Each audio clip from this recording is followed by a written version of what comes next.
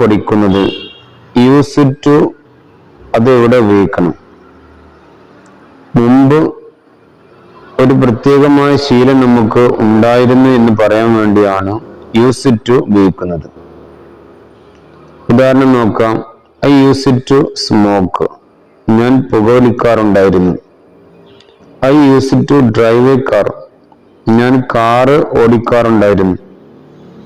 He use to study well. അവൻ നന്നായി പഠിക്കാറുണ്ടായിരുന്നു. She use to walk. അവൾ നടക്കാറുണ്ടായിരുന്നു. You use to play.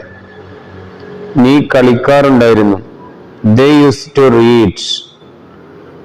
അവർ വായിക്കാറുണ്ടായിരുന്നു. We use to swim. ഞങ്ങൾ നീന്താറുണ്ടായിരുന്നു. Rahul use to right.